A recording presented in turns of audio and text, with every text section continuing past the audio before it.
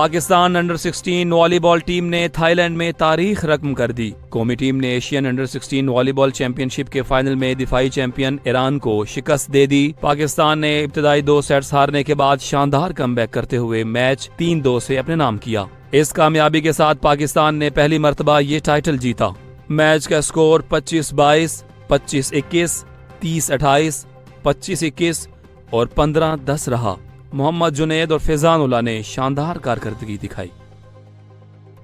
اگلے 24 گھنٹوں میں اسلام آباد، سندھ، جنوبی پنجاب، کشمیر، شمال مشرقی اور جنوبی بلوچستان اور بالائی خیبر پختونخوا میں گرج چمک کے ساتھ بارش کا امکان ہے۔ بعض مقامات پر موسلادھار بارش بھی ہو سکتی ہے۔ دیگر علاقوں میں موسم گرم اور حبس زیادہ رہے گا۔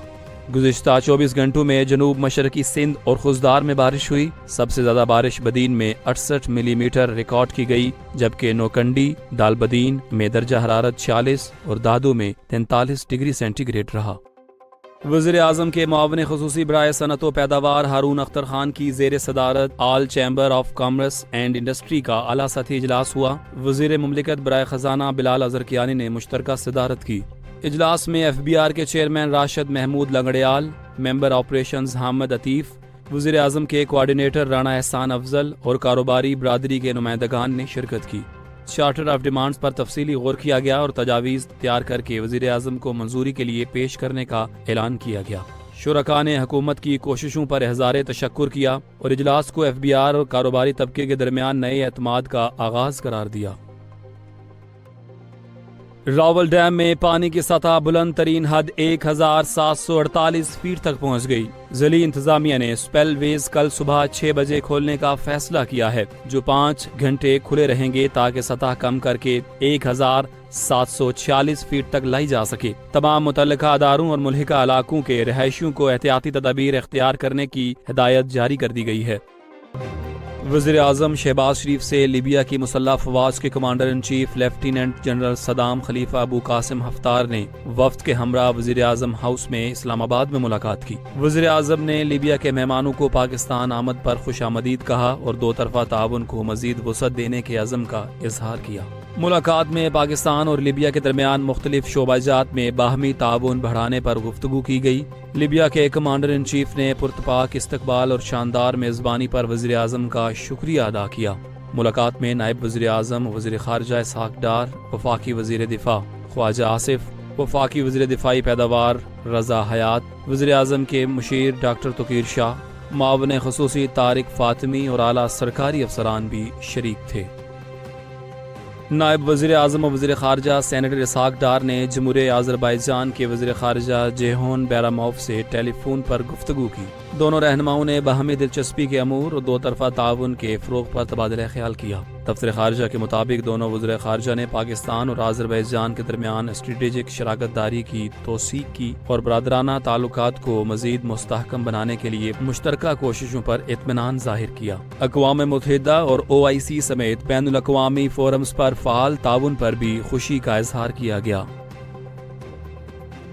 ISPR نے مارکہ حق میں کامیابی پر ڈاکومنٹری جاری کر دی ہے، جسے ناظرین نے خوب سراہا ہے۔ ڈاکومنٹری میں تمام اہم واقعات کو ترتیب وار پیش کیا گیا ہے اور پہلگام واقعے کو فالس فلیگ آپریشن قرار دیا گیا ہے۔ بھارتی شہری آپریشن سندور کی ناکامی پر سوال اٹھا رہے ہیں اور ذمہ داران کو ہٹانے کا مطالبہ کر رہے ہیں۔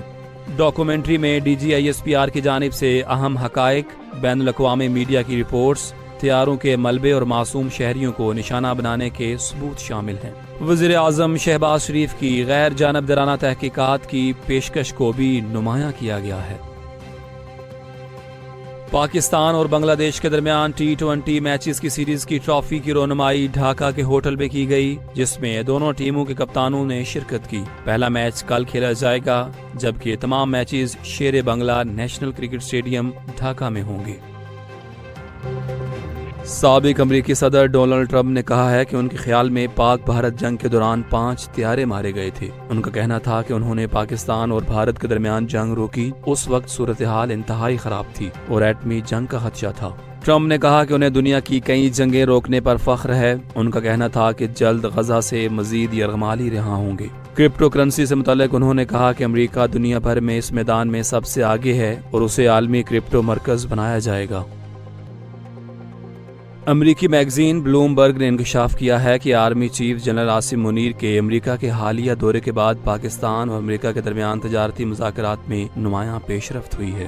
رپورٹ کے مطابق جنرل منیر کا وائٹ ہاؤس میں غیر معمولی خیر مقدم کیا گیا، جو دونوں ملکوں کے تعلقات میں مثبت تبدیلی کی علامت سمجھا جا رہا ہے۔ پاکستان نے ڈونلڈ ٹرمپ کو نوبل انعام کے لیے نامزد کرنے کی سفارش بھی کی، جبکہ ٹرمپ خاندان کی کمپنی کے ساتھ مفاہمتی یادداشت پر دستخط کیے گئے۔ رپورٹ کے مطابق پاکستانی وزیر خارجہ ان دنوں امریکہ میں تجارتی معاہدے پر سرگرم ہے، جن میں ٹیرف میں نرمی اور برآمدات و درآمدات کا توازن جیسے امور زیر بحث ہیں۔ پاکستان امریکہ سے 29% ٹیرف میں رعایت کا خواہاں ہے، جبکہ سویابین اور کپاس کی درآمدات بڑھانے کی بھی پیشکش کی گئی۔ توقع ہے کہ یہ پیش رفت جلد کسی باضابطہ معاہدے میں بدل سکتی ہے۔ وزیر اعظم شہباز شریف نے یوم الحاق کشمیر کے موقع پر اپنے پیغام میں کہا کہ 10 لاکھ بھارتی فوج کی درندگی کشمیریوں کے حوصلے توڑنے میں ناکام رہی ہے اور آج تیسری نسل بھی آزادی کے لیے پرعزم ہے۔ انہوں نے کہا کہ 19 جولائی 1947 کو سری نگر میں آل جموں کشمیر مسلم کانفرنس نے پاکستان کے ساتھ الحاق کی قرارداد منظور کی تھی، جس کی یاد میں یہ دن منایا جاتا ہے۔ وزیر اعظم نے کشمیریوں کی لازوال قربانیوں کو خراج تحسین پیش کرتے ہوئے کہا کہ وقت گزرنے کے ساتھ ساتھ ان کے جذبے میں مزید شدت آئی ہے۔ انہوں نے زور دیا کہ مسئلہ کشمیر کا حل اقوام متحدہ کی قراردادوں کے مطابق ہی خطے میں امن اور کشمیریوں کے حقوق کی ضمانت ہے۔ پاکستان کشمیری عوام کی سفارتی، اخلاقی اور سیاسی حمایت جاری رکھے گا۔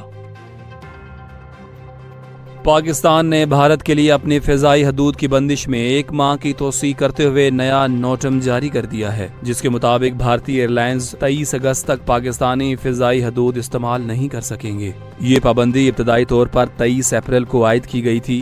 نوٹم کے تحت بھارتی رجسٹرڈ طیارے، بھارتی ملکیت یا لیز پر لیے گئے فوجی اور سول طیارے بھی اس بندش کے دائرے میں آئیں گے۔